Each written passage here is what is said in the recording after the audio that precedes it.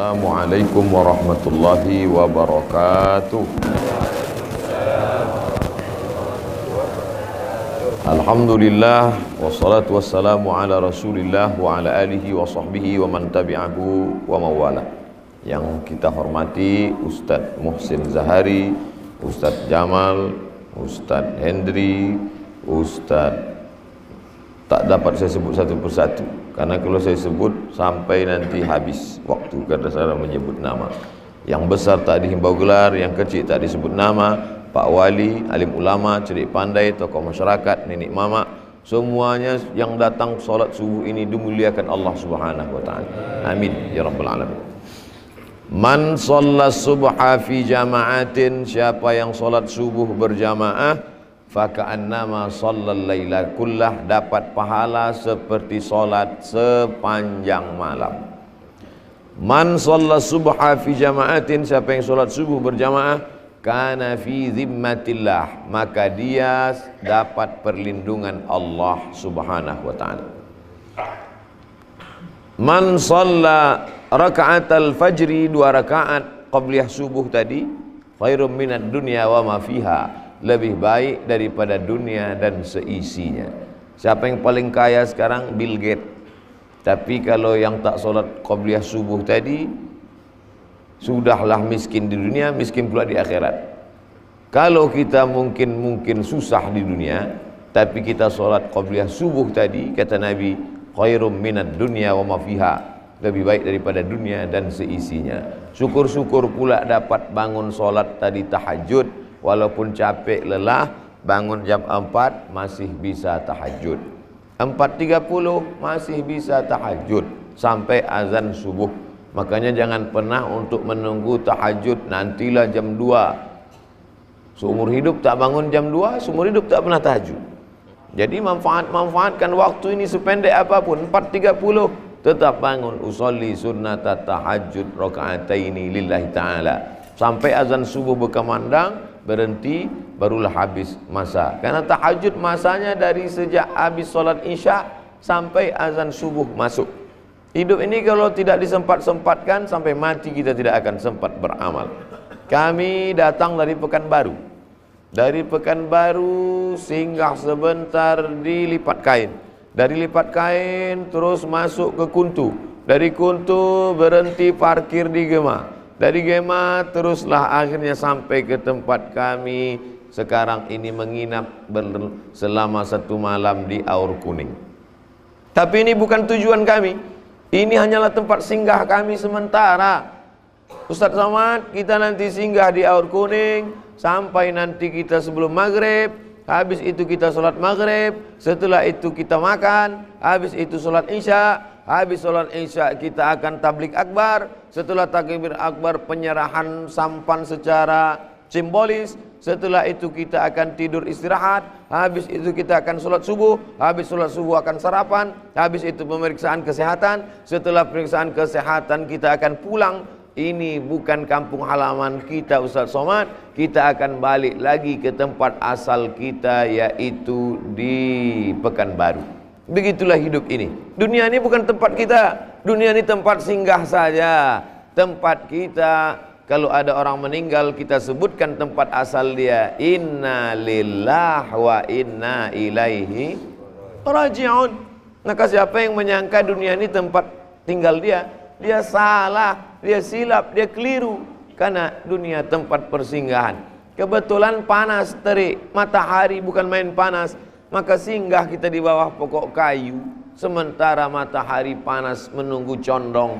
Kalau sudah matahari agak condong, tak lagi panas, kita pun berlalu. Begitulah hidup ini. Maka jangan pernah menyangka hidup ini kekal abadi.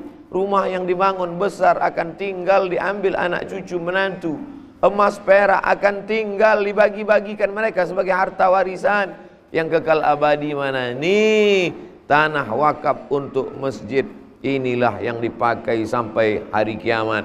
Siapa yang mewakafkan tanah ini dulu, mewakafkan semen, mewakafkan batu, mewakafkan kayu, mewakafkan mimbar, mewakafkan karpet, mewakafkan mesin, lampu, kipas angin, maka walaupun tak disebut namanya, mungkin dia tak hadir di sini, tapi pahala tetap mengalir ke alam barzah, ke alam kuburnya sampai hari kiamat. Maka orang yang cerdas, kata Nabi, bukan orang yang IP-nya 4. Orang yang cerdas bukannya IQ-nya hebat. Orang yang cerdas adalah mandana nafsahu, orang yang mampu melawan hawa nafsunya, wa amila lima ba'dal maut, dan dia beramal, berpikir untuk sesudah mati.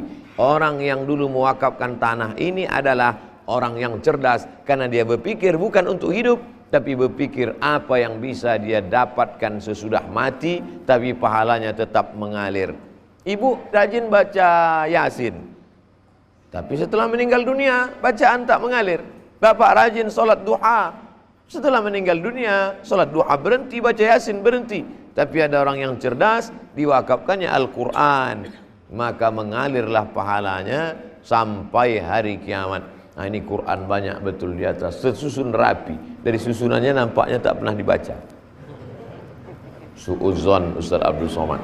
Padahal tadi malam sudah disampaikan ceramah tak boleh su'uzon. Ini tersusun rapi karena pengurus dan jamaah masjid menyusun sedemikian indah, karena ada tamu yang akan datang.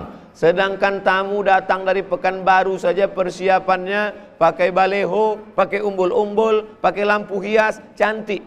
Padahal yang mau datang ini hanya tamu dari Pekanbaru. Bagaimana kalau kita mau menghadap Allah? Persiapan apa yang sudah kita siapkan? Apa yang akan kita bawa menghadap Allah Subhanahu wa taala? Wal asr, demi masa. Karena memang kita hidup ini di dalam masa. Ada masa semalam, ada masa hari ini, ada masa besok.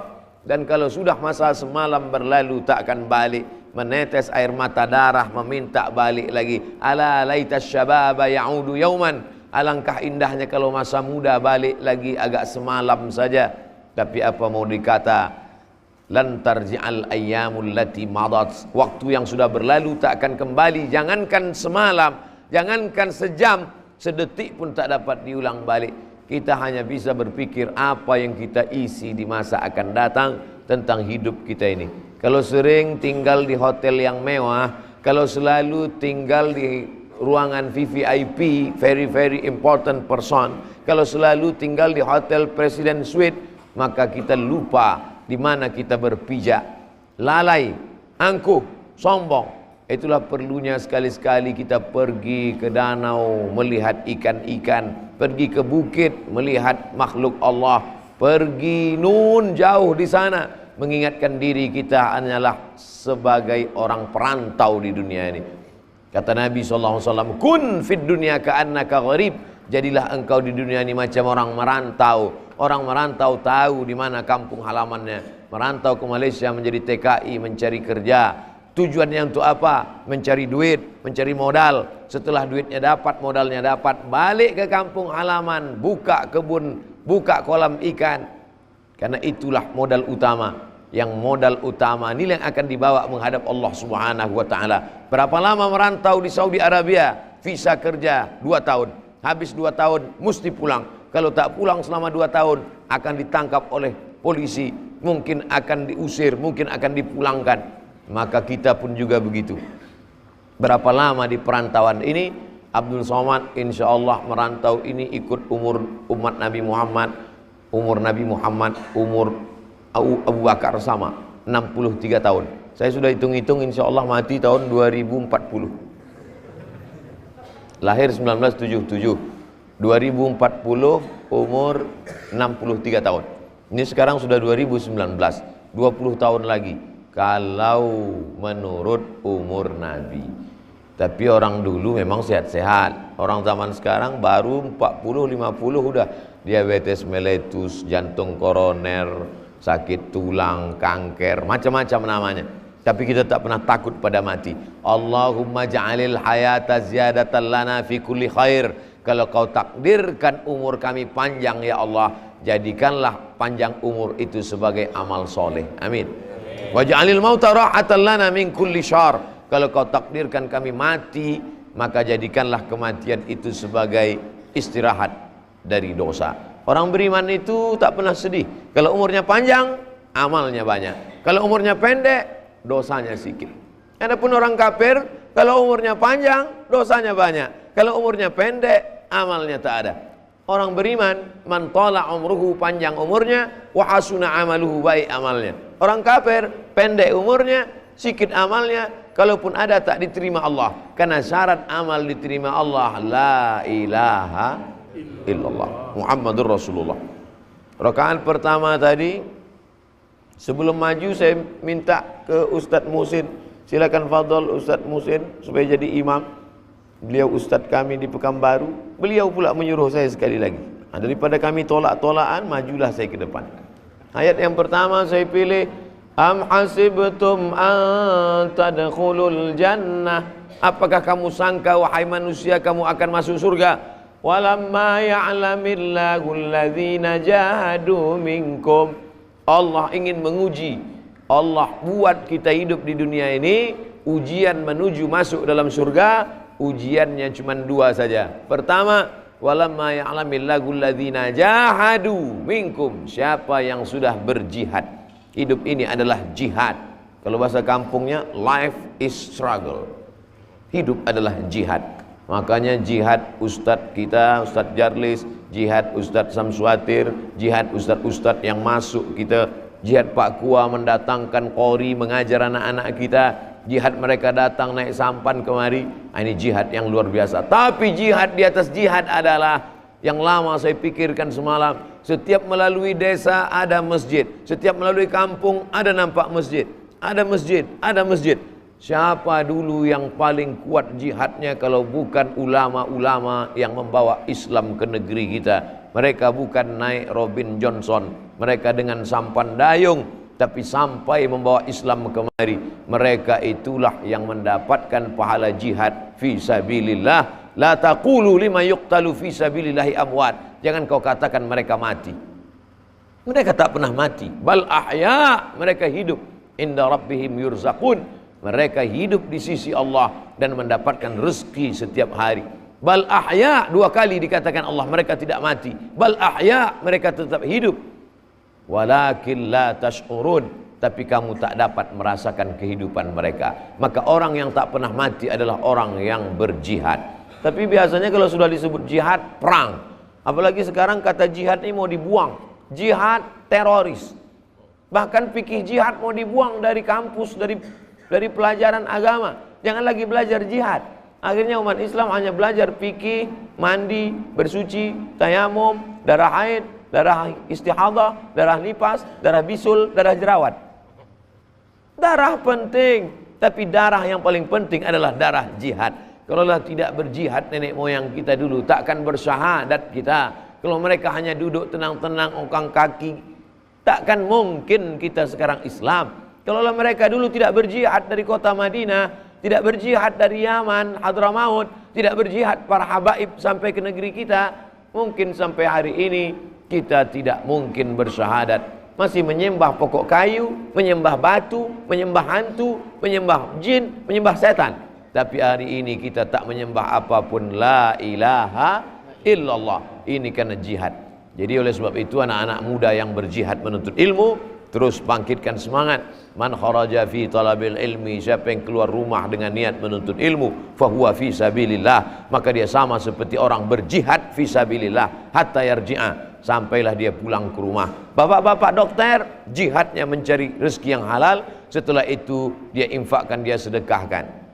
Petani berjihad mencangkul, menanam, setelah berhasil keluarkan zakatnya, maka ini jihad luar biasa. Jihad jahada, mengerahkan segenap kemampuan, tenaga, ilmu, otak, berjihad dengan otaknya, berjihad dengan hatinya. Tapi jihad tak cukup. Wa ya'lamas sabirin, sabar. Kalau sudah disebut sabar, biasanya orang menganggap sabar karena rumahnya terbakar, na'udzubillah. Sabar karena anaknya mati meninggal, na'udzubillah. Sabar karena sakit macam-macam datang, itu sabar paling bawah. Sabar sakit, sabar mati, sabar hilang, sabar kebakaran, itu sabar paling bawah. Ada lagi sabar di atas itu. Apa dia? Sabar melawan hawa nafsu, tamak, serakah. Ini ustadz-ustadz rombongan kawan kami yang datang ini adalah orang-orang yang sabar. Mestinya dia duduk di rumahnya sama keluarganya, hari libur, hari cuti, Tapi dia sabar, dia kalahkan hawa nafsunya, dia sabar, dikalahkannya keinginannya untuk duduk-duduk nonton TV di rumah, datang melangkahkan kaki. Jadi saya bersyukur pada Allah karena saya bersama dengan orang-orang yang sabar. Mudah-mudahan kita sementara mati nanti dikelilingi oleh kawan-kawan yang selalu sabar dan menyabarkan kita, insya Allah. Amin. Kawan yang paling baik adalah kawan yang menyabarkan kita.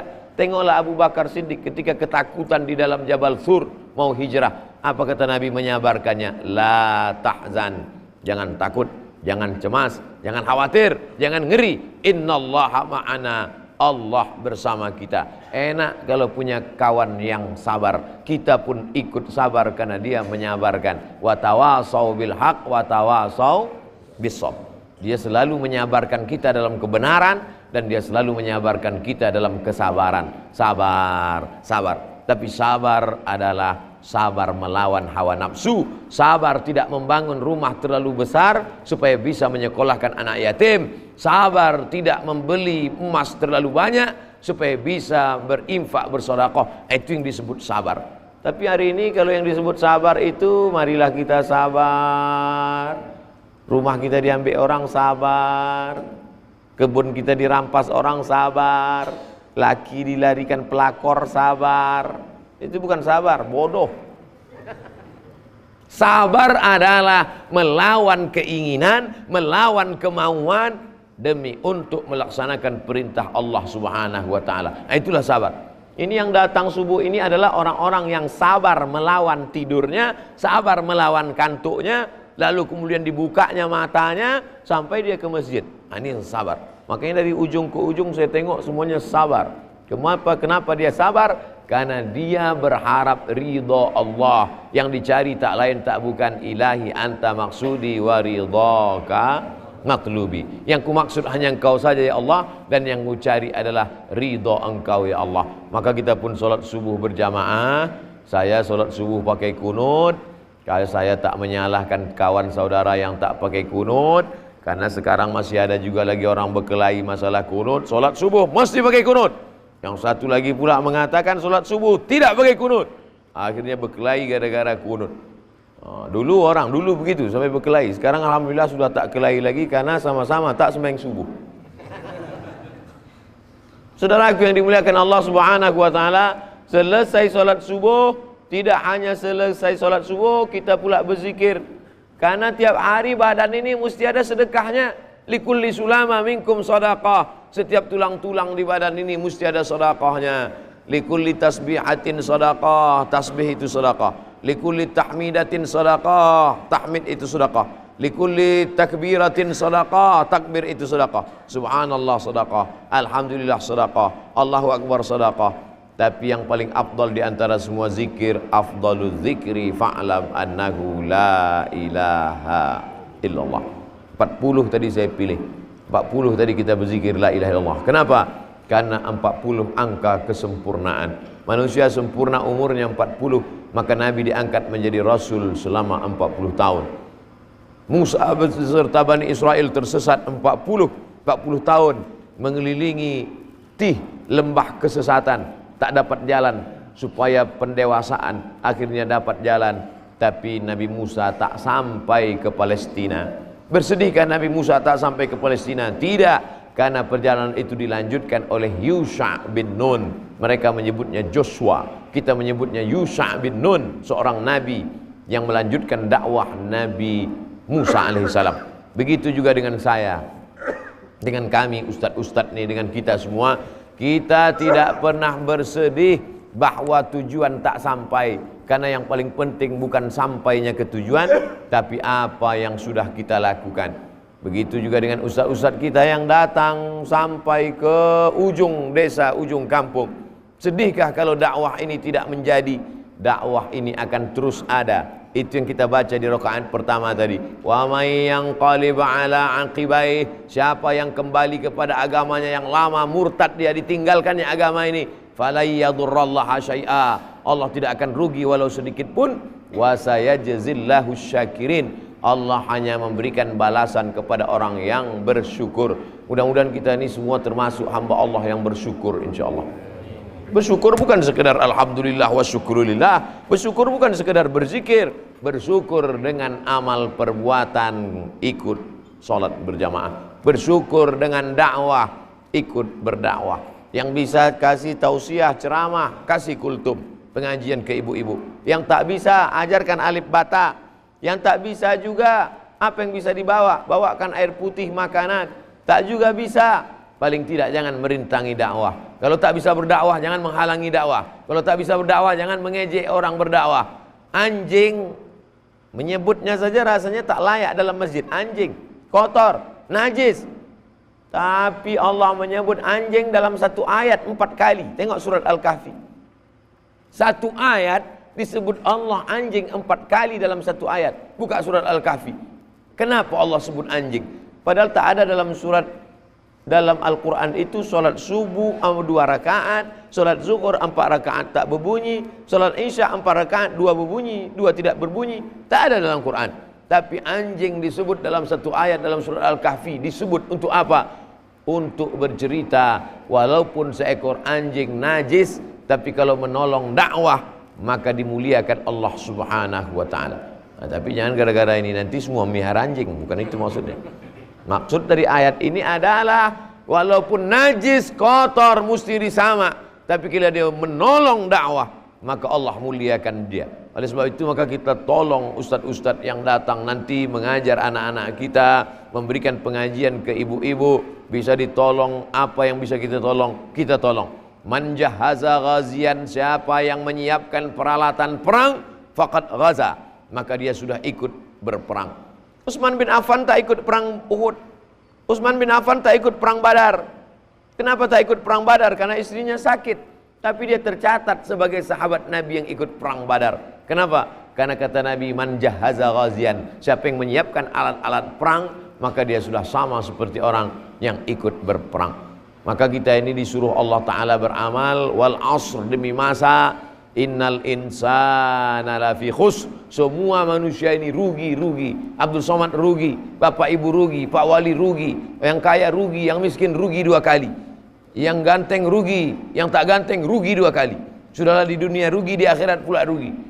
Tapi ada orang yang beruntung. Siapa dia? Illalladzina amanu, kecuali orang yang bisa mempertahankan imannya. Semalam beriman, subuh ini beriman, mati beriman. Makanya di antara doa yang diajarkan ulama, Allahumma ahyina bil iman, matikan kami dengan iman. Wa amitsna bil iman, matikan kami dengan iman.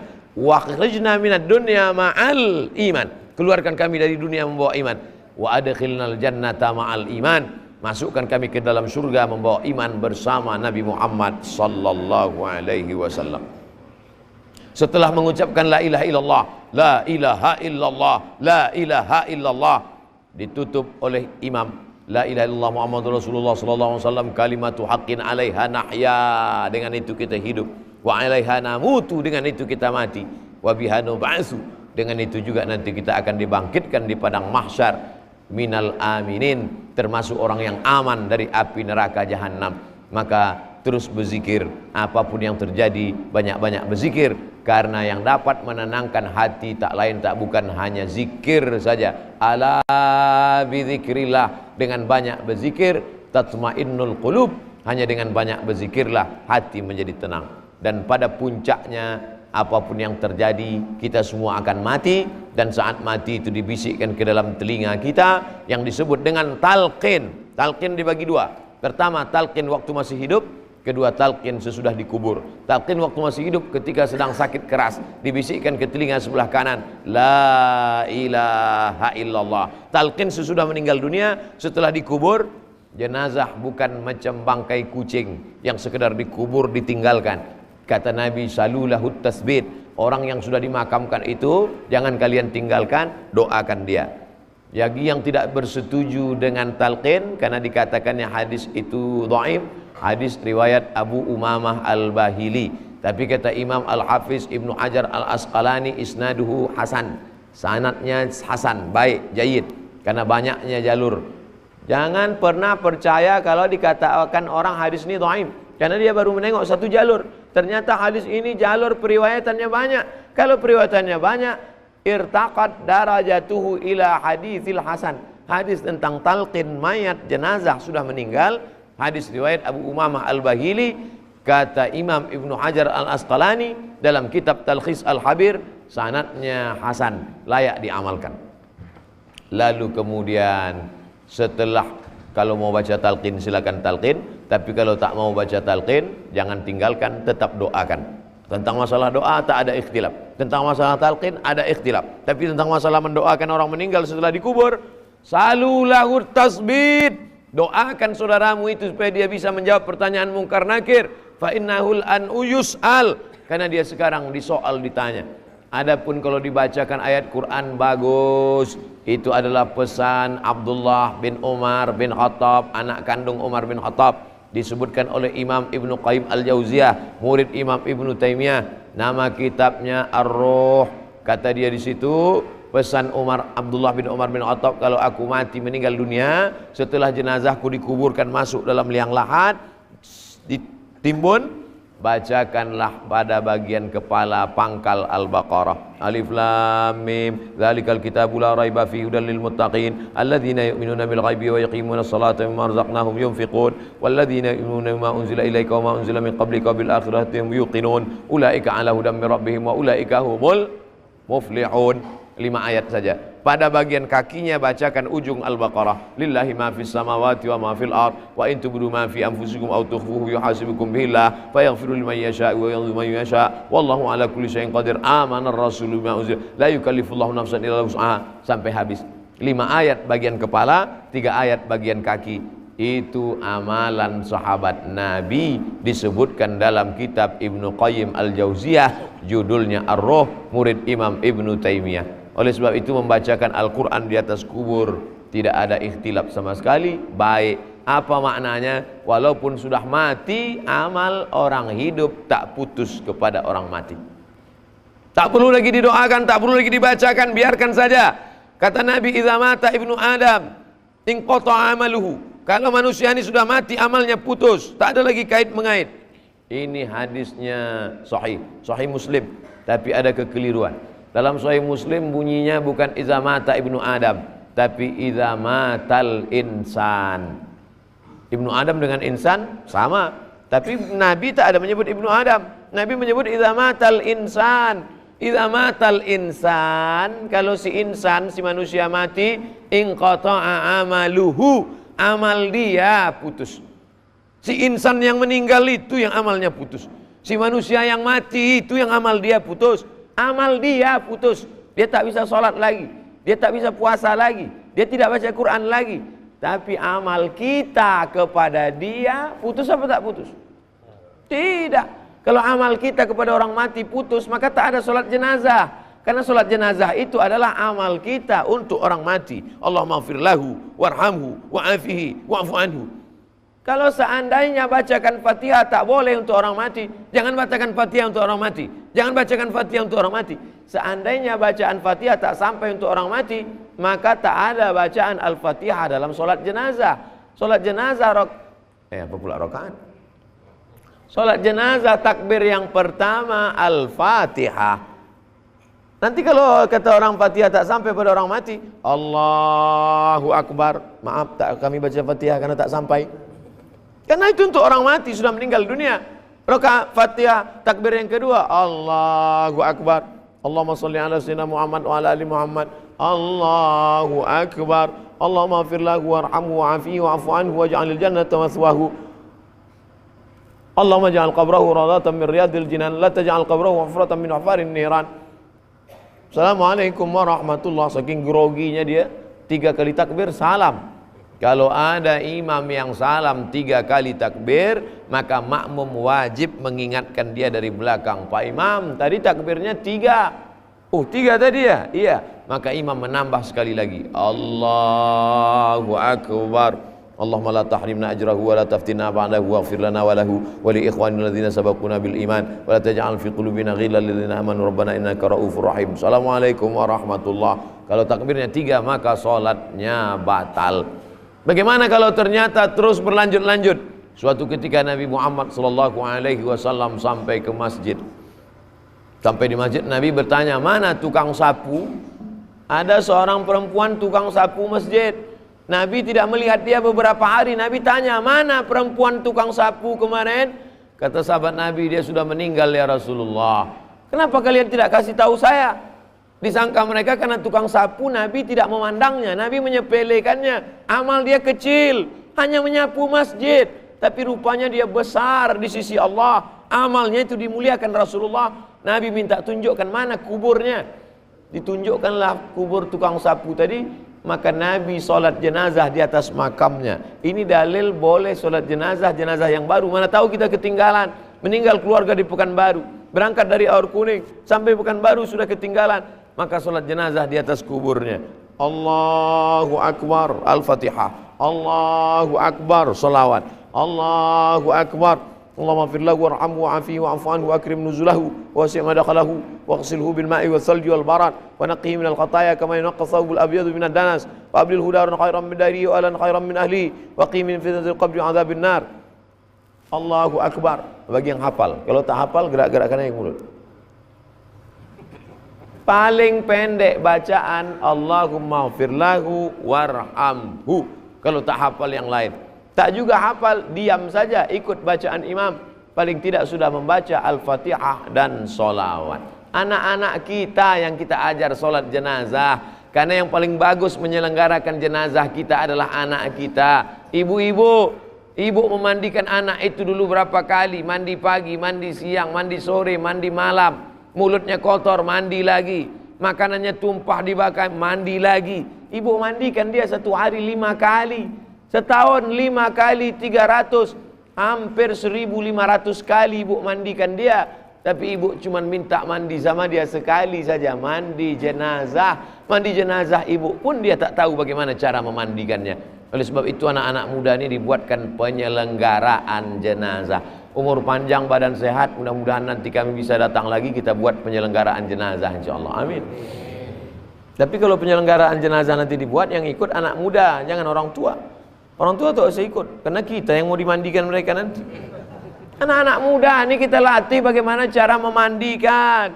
Jangan sampai nanti jenazah kita disemprotnya macam menyemprot mobil Dorsmer. Anak muda ini kita latih bagaimana mengkebumikan, bagaimana membersihkan hidung, bagaimana membersihkan telinga. Kenapa? Karena jenazah yang baru saja dicabut, sedangkan rambut-rambutnya pun merasakan bagaimana sakitnya. Menyiramnya pun mesti ditampung airnya dengan tangan.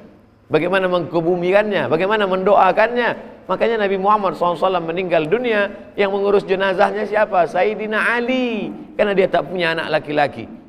Suami Fatimah, menantunya. Siapa yang mengurus jenazahnya? Sayyidina Al-Hasan, Sayyidina Al-Husain, cucunya, anak Fatimah. Yang paling bagus mengurus jenazah kita adalah anak, menantu, saudara, keluarga. Bayangkan kalau yang mengurus jenazah kita orang lain. Kita sombong pula, angkuh pula, yang selama ini menyepelekan orang, selama ini tak pedulikan orang. Pada saat kita mati, disitulah hari kebahagiaan mereka. Apa kata mereka? Mari kita balas dendam. Inilah orang yang dulu sombong, yang dulu angkuh. Mereka bawakan super pel, dipelnya kita di kamar mandi itu. Jangan sombong, karena orang yang sombong tak mungkin mandi sendiri. Jangan angkuh, karena orang yang angkuh tak mungkin jenazahnya akan berjalan sendiri. Kita akan dimandikan orang, kita akan dipikulkan orang, kita akan dikebumikan orang, kita akan dikuburkan orang. Oleh sebab itu hablum minallah kita jaga, hablum minannas kita jaga. Hablum minallah sudah, sholat subuh berjamaah, zikir sudah, berdoa sudah. Hablum minannas nanti Pak Dokter akan menyehatkan Bapak Ibu. Yang sakit diperiksa, yang sakitnya parah nanti akan diberikan rujukan ke rumah sakit mana dia. Yang susah kita akan bantu saling tolong menolong. Wa ta'awanu 'alal birri wat taqwa wa la ta'awanu 'alal itsmi wal 'udwan. Mudah-mudahan pertemuan kita ini menjadi pertemuan yang bernilai amal soleh hendaknya insyaallah. Amin ya rabbal alamin. Saya mulai tadi jam 5:30 kurang, sekarang jam 6, lebih kurang 40 menit kebersamaan kita ini. Kita tutup dengan sama-sama membaca doa ala hazihin niyah wa kulli niyatin salihah. Al-Fatihah. A'udzubillahi minasyaitonir rajim. Bismillahirrahmanirrahim. Alhamdulillahi Rabbil Alamin Ar-Rahmanir Rahim Maliki Yawmiddin Iyyaka na'budu wa iyyaka nasta'in Ihdinas siratal mustaqim Siratal ladzina an'amta 'alaihim ghairil maghdubi 'alaihim waladdallin Amin. Allahumma anzilir rahmata wassalamata wal barakata ala hadhil jamaah. Turunkan keselamatan, kerahmatan, keberkahan kepada seluruh jamaah yang hadir salat subuh ini ya Allah. Allahumma ja'al abna'ana wa banatina min hufazil Qur'an wal hafizan. Jadikan anak-anak kami menjadi para penghafal Al-Quran ya Allah. Minal mujahidina fisabilik bi amwalihim wa anfusihim. Mereka nanti akan menjadi pejuang menolong agamamu dengan harta dan nyawa mereka ya Allah. Allahumma barik lana fi arzaqina, berikan berkah pada rezeki kami supaya kami bisa berinfak, berzakat, berwakaf dan bersedekah ya Allah. Allahumma dafa'an ghala wal waba wal fahsya wal riba wal zina wal munkar. Selamatkan negeri kami dari malapetaka, bencana, riba, zina, narkoba, perbuatan keji dan munkar. Allahumma khtim lana bi husnil khatimah wa la takhtim alaina bi su'il khatimah. Allahumma ja'al akhir kalamina, jadikan akhir kalam kami ketika ajal kami sampai yang keluar dari mulut kami la ilaha illallah Muhammadur Rasulullah sallallahu alaihi wasallam. Kalimatu haqqin 'alaiha nahya, dengan itu kami hidup, wa 'alaiha namutu, dengan itu kami mati, wa bi'anu ba'atsu, dengan itu pula kami nanti dibangkitkan di padang mahsyar. Wa adkhilnal jannata ma'al abrar, masukkan kami ke dalam surga bersama nenek moyang kami yang soleh-soleh, bersama para ulama, bersama wali-wali Allah, bersama sahabat Nabi, bersama Nabi Muhammad sallallahu alaihi wasallam. Allahumma rabbana atina fid dunya hasanah wa fil akhirati hasanah wa qina adzaban nar. Wa sallallahu ala sayyidina Muhammad wa ala alihi wa sahbihi wa sallam walhamdulillahi rabbil alamin. Taqabbalallahu minkum minna wa minkum taqabbal ya karim. Terima kasih segala perhatian, mohon maaf segala kesilapan dan kekhilafan. Wallahu muwaffiq ila aqwamit thoriq. Wassalamualaikum warahmatullahi wabarakatuh.